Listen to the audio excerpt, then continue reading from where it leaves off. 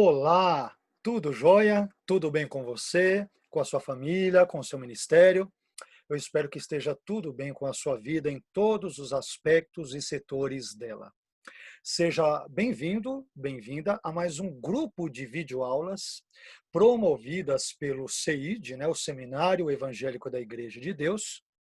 E hoje nós vamos começar um novo módulo, uma nova disciplina. Trabalhamos 10 videoaulas de uma disciplina anterior, que envolveu a teologia da educação cristã, e hoje, como você pode perceber nesse primeiro slide, nós vamos trabalhar o tema eclesiologia contemporânea, tá? Então, vários assuntos, direta ou indiretamente ligados a eclesiologia, nós vamos ver o que é eclesiologia, vamos trabalhar definições e tudo, embora, evidentemente, vocês já saibam, né? Mas nós vamos trabalhar uma série de outros conceitos e, ao longo das nossas aulas, especialmente da quinta, sexta aula para lá até o término, é que nós começaremos a trabalhar aspectos mais contemporâneos. Como vocês podem perceber, vocês têm a ementa. Eu não coloquei hoje essa ementa aqui nos slides, né? Como nós o fizemos na nossa disciplina anterior de teologia da educação cristã, mas na verdade nós trabalhamos sobre fundamentos, né? Os fundamentos e os princípios da educação cristã. Esse foi o nome exato da disciplina. Mas dentro de eclesiologia contemporânea, nós dividimos essa disciplina, meus irmãos, como vocês podem verificar na ementa de vocês, no conteúdo programático, em 4 tópicos principais, os quais serão, por sua vez, subdivididos em outros tópicos. Nós vamos trabalhar o tema, por exemplo, definindo igreja e eclesiologia. Vamos também trabalhar o tema filosofias e valores da cultura pós-moderna, daí o porquê do assunto eclesiologia contemporânea. Mencionaremos questões relacionadas às configurações contemporâneas de igreja e, por fim, trabalharemos o tema características de uma igreja saudável. Tá? Mais uma vez, para quem nos acompanhou na disciplina anterior, nós colocamos todo o conteúdo programático separando em cada aula. Nós estamos também organizando tudo isso, mas de outra forma, com outros moldes, os nossos slides também. No outro, nós colocamos mais o texto. Esse nós teremos o texto e teremos muito mais imagens nessa disciplina de eclesiologia contemporânea do que, por exemplo, na outra que nós ministramos. Mas espero que isso também abençoe a sua vida como um todo.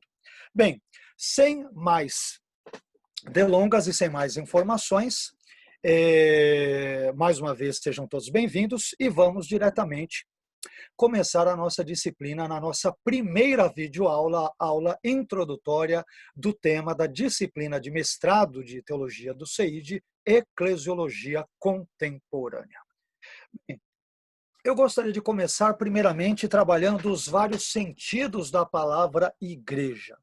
Quando nós falamos sobre igreja, meus irmãos, nós verificamos que as pessoas, e evidentemente de acordo com o contexto em que a palavra igreja for citada, for mencionada, ela pode se referir a vários conceitos, ou a palavra igreja pode possuir vários sentidos. Sem querer ser exaustivo, sem ter a pretensão de ser exaustivo, nós vamos mencionar alguns dos principais aí, como vocês podem perceber nesse slide. Bem, então, dentre os vários sentidos da palavra igreja, eu selecionei aqui 3 dos mais recorrentes. Em primeiro lugar, junto aí à imagem que vocês veem de uma família, né, um pai, uma mãe e a filhinha, nós temos igreja no sentido do prédio onde os crentes se reúnem, né? O local, ali a construção de alvenaria, ou que seja de madeira, que seja de lona, não importa, mas aponta para o aspecto topográfico, o prédio, o lugar, a topografia onde os cristãos, os crentes em Jesus se reúnem. Ou também conhecida como igreja local. Nesse sentido, nós frequentemente dizemos, olha, vamos à igreja, né? Vamos lá ao culto de oração, uma quarta-feira, uma sexta, num domingo, numa escola dominical. Então, quando nós usamos a expressão vamos à igreja, nós estamos usando igreja no sentido físico, local, topográfico do termo, tá? Em segundo lugar, nós também temos a igreja como a comunhão ou a denominação local. E olha o que eu coloquei aí do lado, a fachada de uma das igrejas abençoadas, belíssimas aí da Igreja de Deus no Brasil. E aí nós normalmente falamos o seguinte, olha, a minha igreja, a igreja da qual eu pertenço, ela ensina o batismo com o Espírito Santo. A minha igreja, eu estou querendo dizer, por exemplo, olha, a Igreja de Deus no Brasil. Ou a Igreja Assembleia de Deus, ou a Igreja do Evangelho Quadrangular.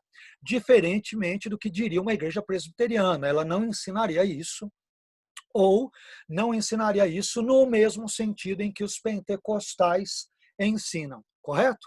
Então, em segundo lugar, portanto, a igreja ela aponta para o sentido da comunhão local, aquela denominação local, aquela igreja com o seu regimento interno, o seu estatuto, as suas regras, perdão, a sua configuração, a sua característica teológica, doutrinária, da qual você faz parte, como membro, pastor, bispo, enfim, auxiliador, não importa, mas você pertence a ela. Em terceiro lugar, nós também temos aqui a igreja como um grupo religioso regional ou nacional. Por exemplo, a igreja da Inglaterra, a igreja ali de todo um país, né? A igreja também anglicana, assim conhecida. Então, nós temos estes sentidos básicos e fundamentais. Professor, mas nós não temos outros sentidos de igreja? Claro que temos. Eu estou dando esses principais e agora em seguida nós vamos ainda definir, né? Depois de trabalharmos os vários sentidos da palavra igreja, nós vamos dar algumas definições de igreja em si, que evidentemente irão além dessas três definições ou conceituações brevemente aqui e previamente também citadas e estabelecidas, ok? Eu sei que o nosso tema é eclesiologia contemporânea, mas nós não podemos falar sobre um estudo da igreja e até mesmo uma própria igreja contemporânea se nós não trabalharmos com os alicerces, com a igreja no seu aspecto fundamental, clássico, ou todas as questões mais tradicionais por meio das quais ou com as quais nós normalmente conseguimos enxergá-la ou a enxergamos, ok? Então, a partir de todo o assentamento da fundamentação teórica de todas essas explicações importantes é que nós vamos aos poucos galgar novos degraus a fim de fazermos uma ponte entre a igreja bíblica, conceitos teológicos, o propósito da igreja, o papel da igreja, assim por diante, até configurações contemporâneas da igreja, mas isso envolverá as nossas aulas lá para frente. Estamos um pouco distantes dessa videoaula, tá? Bom, depois dessas explicações, vamos lá então para as definições de igreja. Eu separei aqui no próximo slide três principais definições de igreja. A primeira delas, dada por Michael Dussin, na obra de Stanley Horton, Teologia Sistemática, então essa é uma definição mais pentecostal. A segunda definição de Millard J. Erickson, ele defende a teologia reformada, né? E Wayne Grudem também defende a perspectiva reformada. Então, nós trabalhamos ali várias conceituações de igreja, várias definições que vão complementar as três definições que demos agora, falando do prédio, falando da comunhão local e falando de uma igreja estatal, como, por exemplo, a Igreja da Inglaterra. Então, vamos trabalhar outras definições agora teológicas que efetivamente também nos interessam. Bem, segundo o Michael Dussin, na obra A Igreja do Novo Testamento, que é um dos artigos que compõem a teologia sistemática organizada pelo falecido Dr. Stanley Horton, da Assembleia de Deus, e, portanto, nós estamos buscando privilegiar aqui uma perspectiva pentecostal nesse primeiro plano. Segundo Dussin, abre aspas, o significado bíblico de igreja refere-se primariamente não às instituições e culturas, mas sim às pessoas reconciliadas com Deus, mediante a obra salvífica de Cristo e que agora pertencem a ele, pertencem ao próprio Cristo. Então, o Dawson, de uma forma correta, ele já vai dizer que igreja não diz respeito a instituições, né? Não importa o nome que elas recebam, o CNPJ que tenham, a topografia delas, se são da Inglaterra, onde quer que seja, não. A igreja diz respeito a gente, a pessoas, mas não quaisquer pessoas. Por exemplo, não a pessoas ímpias, não a pessoas incrédulas, mas pessoas que pela graça mediante a fé, o Dawson não diz isso explicitamente, mas evidentemente podemos inferir isso, é claro, né? Mas pessoas que, pela graça mediante a fé, creem em Cristo e, ao crerem em Cristo, são reconciliadas com Deus. Outrora eram inimigas dele, mas passam a ser, por intermédio de Jesus Cristo, reconciliadas com o próprio Deus, de quem eram inimigas, e a partir de agora elas pertencem a ele. Daí o fato de a Bíblia chamar a igreja, dentre vários outros nomes, nós vamos ver isso nas próximas aulas, do povo, da propriedade peculiar ou exclusiva de Deus. Termo este que ele é tomado de empréstimo pelos autores neotestamentários, Pedro, por exemplo, que eu tenho em mente aqui numa das suas epístolas, terminologia esta tomada de empréstimo do Antigo Testamento. Tá? Depois de Dawson, pessoal, nós temos aqui a definição de Millard J. Erickson na sua obra Teologia Sistemática. Erickson vai dizer o seguinte, abre aspas, ela, isto é, a igreja, é todo o corpo daqueles que, por meio da morte de Cristo, foram reconciliados de forma salvífica com Deus e recebem nova vida. Perfeito. Percebam que o Erickson, guardadas as devidas proporções, ele mais ou menos ecoa o pensamento do Dawson, do Michael Dawson, ao falar sobre a reconciliação e essa nova vida que as pessoas recebem. Ele não trabalha a ideia de pertencimento, que o Dawson trabalha, mas eu diria que as definições de Dawson e de Erickson, elas estão mais ou menos ali, elas são muito parecidas. Finalmente, nós temos a definição de Wayne Grudem, na sua obra também de Teologia Sistemática, todas as referências e páginas estão aí, na qual ou segundo a qual Grudem diz o seguinte, a igreja é a comunidade de todos os cristãos de todos os tempos. Então a definição dele é mais genérica. E aqui nos cabe uma observação, para falarmos de, por exemplo, todos os cristãos de todos os tempos, eu confesso que essa definição, eu acho ela um pouco problemática. Se vocês me permitem, com todo respeito ao Grudem, que é um senhor teólogo, não estou fazendo crítica gratuita a ele, estou criticando a definição dele, não a pessoa, porque é um senhor teólogo, homem de Deus, piedoso. Nunca entro em mérito quanto a pessoas, estamos tratando de ideias, tá? Que fique bem claro, isso é importante a gente frisar aqui. Mas por que eu vejo como problemática esta definição? E eu vou depois entrar em mais detalhes quanto a isso que eu vou falar agora. Veja bem, se eu falar que a igreja é a comunidade de todos os cristãos de todos os tempos, de acordo com várias definições, nós vamos ver isso daqui a pouco, na continuidade da nossa aula, mas nós vamos ver isso mais especialmente, creio eu, que na nossa terceira videoaula, entre a segunda e a terceira videoaula, nós ainda estamos na primeira. Mas, quando eu falo cristãos de todos os tempos, eu tenho um pequeno problema. Eu, particularmente, por exemplo, eu diria que, de forma geral, as igrejas pentecostais também pensam assim, e nós vamos também descobrir isso daqui a pouco, quando a igreja eventualmente começou a existir, quando ela surgiu.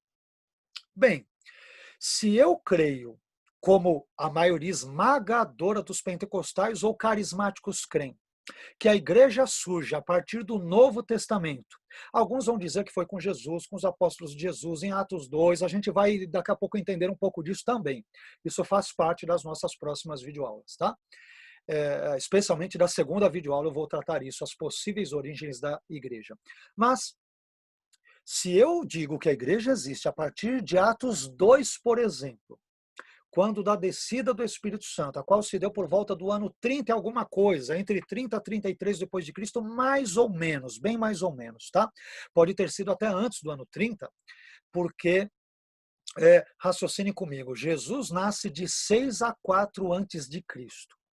E a morte dele se dará por volta dos anos 25 a 27, estourando de tudo 28 depois de Cristo. Né? 6 a 4 antes, com 25, 28, barará. Então, isso quer dizer que é possível que o episódio de Atos 2 ele tenha ocorrido por volta do ano 28 ou 29, bem em seguida à ressurreição de Jesus. Tá? Então, coloquei data de 30 só para arredondar, mas isso aí é passível de ser muito discutido. Tá?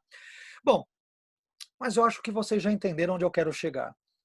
Se eu digo que a igreja nasce em Atos dos Apóstolos, e, portanto, os cristãos, os indivíduos são chamados, os seguidores de Jesus só são chamados de cristãos a partir de Atos 13, a partir de Atos, está escrito ali na Bíblia, pela primeira vez eles são chamados de cristãos ali. Logo, quando eu digo que a igreja é a comunidade de todos os cristãos de todos os tempos, eu estou por exemplo, mandando para o inferno todos os crentes do Antigo Testamento, porque nenhum deles era cristão. Eles não criam em Cristo, pelo simples fato de que Jesus Cristo ainda não havia sido encarnado. Então, como eles vão crer em alguém que eles desconhecem? Vocês estão entendendo onde eu quero chegar? Então, e eu duvido que o Gruden, claro, que o Gruden, enquanto teólogo reformado, entenda-se calvinista, até onde eu sei, aliancista, né? Então ele vai crer que a igreja, por exemplo, ela exista como tal desde o período do Antigo Testamento. Bem, essa vai ser uma das nossas discussões um pouco mais adiante, quando eu trabalhar com vocês algumas perspectivas sobre como podemos entender Israel e a igreja. A igreja é o novo Israel? Não é. Israel é uma coisa, a igreja é outra coisa? Nós vamos tratar disso nas próximas videoaulas, tá? Entenderam onde eu quis chegar, então? Então, dizer que a igreja é a comunidade de todos os cristãos de todos os tempos, eu acho complicado. Eu diria que talvez seja a comunidade de todos os crentes de todos os tempos. Ficaria melhor. Porque isso englobaria tanto os crentes que creram em Yahweh, em Yahvé, no Antigo Testamento, bem como os cristãos que creem em Cristo no Novo Testamento. Tá? A gente vai entrar em algumas outras discussões no bom sentido sobre isso daqui a pouco, nas próximas videoaulas, e, portanto, eu não vou queimar esse assunto já agora aqui. Daqui a pouco nós voltaremos a falar sobre isso. Quando a igreja nasce, se ela é a mesma coisa que Israel, se não é, então, portanto, como se dava a salvação no Antigo Testamento, no Novo, a gente vai entrar logo, logo em todos esses assuntos nas próximas videoaulas. Não percam as próximas videoaulas, tá? Vamos lá. Vamos agora trabalhar uma definição de eclesiologia. Nós definimos agora igreja, só para nós recobrarmos aqui. Primeiro, trabalhamos os vários sentidos da palavra igreja, aqueles três. Vimos depois definições de igreja de Dussin, de Erickson, de Gruden. Verificamos que ela aponta para a ideia de pessoas que creem em Cristo Jesus e, portanto, são salvas e assim por diante. Normalmente, os estudiosos são unânimes quanto a esse ponto, né? E agora nós vamos definir eclesiologia. Me baseei na obra de Harrison e Dvorak, né, John Harrison e James D. Dvorak, que é The New Testament Church, a Igreja do Novo Testamento, né? The Challenge of Developing Ecclesiologies, ou seja, o desafio das eclesiologias que estão em desenvolvimento, ou do desenvolvimento das eclesiologias, né? Olha o que Harrison e Dvorak vão dizer, como eles definirão eclesiologia. O termo eclesiologia, abre aspas, colocado simplesmente, é o estudo da igreja. Aqueles que fazem perguntas eclesiológicas buscam definir o que Deus quer que seu povo seja, creia, faça, ensine e se torne. Gostei muito dessa definição, ela é muito simples, né? Mas, ao mesmo tempo, eu diria que ela é bem abrangente, né? Claro, eclesiologia, a palavra eclesio vem de eclesia, né? A igreja, e logia, estudo, ou uma palavra acerca de. Um estudo acerca da igreja. E aí, esse estudo ele envolve, dentre outras coisas, aquilo que Deus quer que o seu povo seja, aquilo em que Deus quer que o seu povo creia, aquilo que Deus deseja que o seu povo faça, ensine e venha a ser. Então, essa definição, eu diria que ela é muito feliz e ela vai muito ao ponto daquilo que nós queremos mencionar.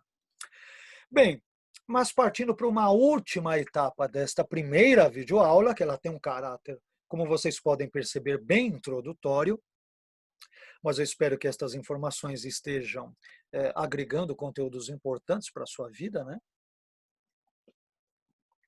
Depois, nós vamos então para o lugar que a eclesiologia ocupa na teologia. E aqui que nós vamos parar estes últimos minutos, só para vermos o slide seguinte.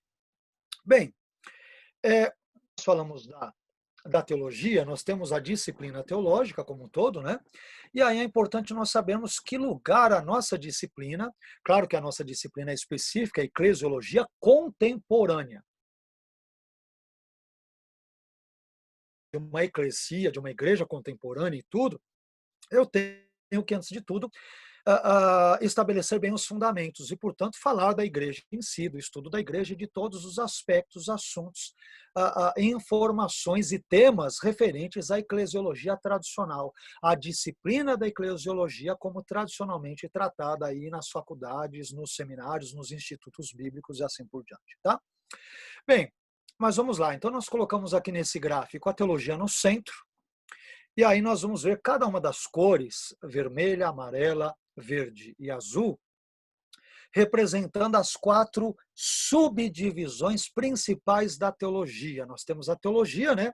E debaixo do guarda-chuva da teologia, nós temos ali 4 pilares, 4 ramificações teológicas, 4 grupos de estudos dentro da teologia. E aí nós vamos identificar exatamente entre eles onde a eclesiologia e a eclesiologia contemporânea, que é a mesma coisa, né? Onde ela ali se encontra, tá? Bom, primeiro, a teologia é dividida primeiramente na teologia bíblica. A teologia bíblica, ela vai estudar o quê, pessoal? Por exemplo, os textos sagrados, os textos bíblicos, né? A interpretação dos mesmos e as suas diversas teologias. Que disciplinas compõem a teologia bíblica, por exemplo? As línguas originais, o estudo do hebraico e aramaico no Antigo Testamento e grego no Novo, tudo isso está dentro do pacote da chamada teologia bíblica. Perdão. Que também é chamada por alguns como teologia exegética, tá? Dependendo dos autores que vocês lerem, há autores que vão unir a exegese e a teologia bíblica numa coisa só, e há quem vai separar a teologia exegética nas línguas à parte da teologia bíblica. Isso é para efeito de classificação e de categorização dos termos, tá? Então já estou adiantando que dependendo do livro, por exemplo, de teologia sistemática ou de bibliologia que vocês pegarem, dentre outros, ou de prolegômenos da teologia, eles vão dar informações mais ou menos parecidas ou ligeiramente distintas, tá? Então, só para vocês saberem. Bem, então a teologia bíblica vai tratar da própria Bíblia, como o próprio nome sugere, e quando falamos de Bíblia, estamos falando do quê? Das línguas originais. De novo, 98% do Antigo Testamento foi escrito em hebraico, 2% em aramaico, a saber, porções de Esdras, porções de Daniel, que, claro, são livros que tratam do contexto pós-cativeiro, cativeiro babilônico, contexto esse em que a cultura e a língua aramaica, né, ou aramaicas estavam presentes durante o Império Medo-Persa em diante, né, e daí o porquê do aramaico também estar presente na Bíblia, né? E temos também um versículo isolado de Jeremias e uma expressão isolada de Gênesis. Tudo isso são os 2%, o resto 100%, ou melhor, 98% em hebraico. E o Novo Testamento 100% em grego. Temos hermenêutica, né, aquela ciência que vai interpretar ou dar materiais, subsídios, princípios, métodos para interpretar a Bíblia. Matérias como teologia do Antigo e Novo Testamentos, ou panorama do Antigo e Novo Testamentos, é a mesma coisa, e teologia do Antigo e Novo Testamentos. Poderíamos talvez colocar aqui também a arqueologia bíblica, né? Então, todas essas disciplinas estão dentro ou debaixo do guarda-chuva da teologia. É que em vez de colocar um guarda-chuva, eu coloquei aqui uma roda, né? Então, você tem a teologia, imaginemos que você tem as 4 rodas, né? As 4 facetas da teologia. Então, na primeira roda, a primeira parte, que é esta seta vermelha, você tem a teologia bíblica, cujas matérias principais são estas aqui que eu trabalhei. Em segundo lugar, nós temos a teologia histórica. A teologia histórica, ela vai estudar o modo como, ao longo da história, a igreja, por exemplo, tem contextualizado a teologia bíblica. TB aí é a abreviatura de teologia bíblica, né? Então, como que doutrinas, por exemplo, que envolvem a salvação, o pecado, a igreja, céu, inferno, do homem, da queda e tantas outras coisas foram ensinadas, cridas, estudadas, aprendidas e sistematizadas, seguidas ao longo dos 2000 anos, por exemplo, de história da igreja. Percebam que ao dizer 2000 anos de história da igreja, eu estou assumindo e presumindo que a igreja não existe desde o Antigo Testamento, tá entendendo? Né? Quando eu falo isso, eu já estou descartando, por exemplo, normalmente a leitura da teologia aliancista ou teologia do pacto, que diz que a igreja existe desde o Antigo Testamento. Normalmente, os pentecostais, na sua maioria esmagadora, não creem nisso. Eles creem que a igreja passa a existir a partir do Novo Testamento. Quando exatamente, aí você tem divergências, mas normalmente o pentecostalismo entende que a igreja surge a partir do Novo Testamento. E os nossos queridos irmãos reformados, normalmente eles entendem, há exceções, tá? Porque você pode ter reformados ou calvinistas que não sejam aliancistas, que são, por exemplo, dispensacionalistas. E daí eles terão crenças semelhantes às nossas, tá? Guardadas as devidas proporções. Bom, então a teologia histórica, ela vai cuidar, ela vai tratar, vai abordar a história como um todo, a história de Israel, história da igreja, história das missões, história da doutrina, dos credos, das confissões, como estes se desenvolveram ao longo de toda a história, ou pelo menos durante esses 2000 anos de história da igreja. De novo, olha lá, eu estou presumindo que a igreja não existia no Antigo Testamento. A minha fala, se vocês assistiram às videoaulas anteriores do assunto que envolveu fundamentos e princípios da educação cristã, eu disse naquela ocasião que nenhum de nós é livre de pressupostos ou pressuposições. Ninguém. E nem eu e nem você. Então eu também pressuponho e presumo que a igreja não existe desde sempre. Ela existe apenas a partir do Novo Testamento. Correto? Bom, em terceiro lugar, nós temos aqui a teologia sistemática. Então, vimos brevemente a teologia bíblica, a teologia histórica, teologia sistemática. A teologia sistemática, o que ela faz? Ela vai recontextualizar a teologia bíblica a fim de se dirigir aos problemas atuais e ela também buscará resumir, sintetizar, organizar a verdade teológica. Então, você vai ter o estudo de Deus, a teologia ou teontologia em si, estudo de Cristo, cristologia, do Espírito Santo, paracletologia, ou alguns chamarão de pneumatologia, ok? Estudo do pecado, ramatiologia, escatologia, aí você tem todas as outras ias, né?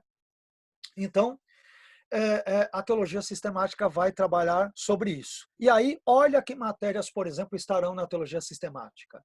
Bibliologia, estudo da Bíblia, teontologia, estudo do ser de Deus, cristologia, estudo de Cristo, soteriologia, estudo da salvação, e olha lá, eclesiologia, dentre outras. Então, a nossa disciplina de eclesiologia contemporânea, ela é uma espécie de um subproduto dentro da teologia sistemática, né? E como ela trata de algo prático, que é a igreja, é algo do dia a dia, ela também tem um transbordo, eu diria, para o próximo item, que é a teologia prática. O que a teologia prática faz? Bem, ela reúne todos os resultados obtidos pela pesquisa das outras teologias, isto é, a teologia bíblica, a histórica, a sistemática, ela junta tudo isso, reúne os dados de tudo isso e ela acaba, portanto, aplicando todos esses resultados às necessidades contemporâneas da igreja, dos cristãos. Que disciplinas normalmente compõem a teologia prática? A homilética, que vai ensinar a construir os sermões, a preparar, dividir os pontos, aquela coisa toda, né? Eu fui professor já de homilética durante alguns anos, mas faz muitos anos que eu não dei, né? Mas dei há anos atrás, eu lecionei acho que uns 3, 4 anos da minha vida, dentre outras matérias, homilética. Na verdade, se me permitem, eu acho que dificilmente encontrarei uma matéria que eu não tenha dado, né? Então, de Bíblia já dei todas, também de história praticamente todas, teologia sistemática com certeza todas, e na área também de teologia prática, afinal de contas, né, irmãos? Eu tenho 47 anos, eu me converti com 19 para 20, portanto eu tenho mais ou menos aí 27 anos e pouco de convertido. Assim que me converti, um ano, 2 depois, eu comecei a estudar teologia, e no último ano de teologia eu já comecei a lecionar. Então eu leciono por volta de já uns 22, 23 anos, né? 22 anos, alguma coisa eu já leciono, 22, 23, né? Então já passei por todas essas 4 áreas. Passei pela teologia bíblica, que é a que eu sou mais apaixonado, que eu amo mesmo, né? Trabalhar com hebraico, grego, hermenêutica, teologia da TNT e tal, mas trabalhei com todas as outras também, né? Mas, bom, enfim, isso não vem ao caso. E aí, na teologia prática, além de homilética, nós temos também a administração eclesiástica, evangelismo, missões, talvez eu poderia colocar aconselhamento pastoral, né? Dentre outras disciplinas, capelania, tudo isto se situa em teologia prática. Então, a nossa disciplina de eclesiologia contemporânea, ela está, eu diria ali, com 70% dos seus pés ali na teologia sistemática e uns 30% ali na prática. Ela é uma mescla entre sistemática e prática, lembrando que envolve a bíblica e a histórica também, é óbvio, né? Nenhuma dessas disciplinas existe sozinho, ela recebe e dá para as outras também, ou para as outras classes ou os outros ramos da teologia. Né? Então, a teologia bíblica depende da histórica, que depende da sistemática, que depende da prática, que depende da bíblica, e é um ciclo virtuoso. Uma área da teologia depende da outra área. Tá bom? Então, nós descobrimos que a nossa disciplina de eclesiologia contemporânea está mais presentemente, fortemente situada debaixo ali desse sub-ramo da teologia, que é a teologia sistemática, com um pezinho também um pouco ali na teologia prática. Espero que esta primeira videoaula tenha abençoado a sua vida. Eu quero agradecer mais uma vez pela sua participação e espero poder revê-lo na nossa segunda videoaula, quando então nós vamos tratar de algumas terminologias hebraicas e gregas importantes, né? Que envolvem a igreja, e também vamos trabalhar assuntos que envolvem as possíveis origens da igreja, algo que eu já adiantei um pouquinho aqui, mas não soltei muita coisa, que é para não estragar a surpresa agora da nossa segunda videoaula, tá bom? Espero poder revê-lo e revê-la. Deus te abençoe e até lá.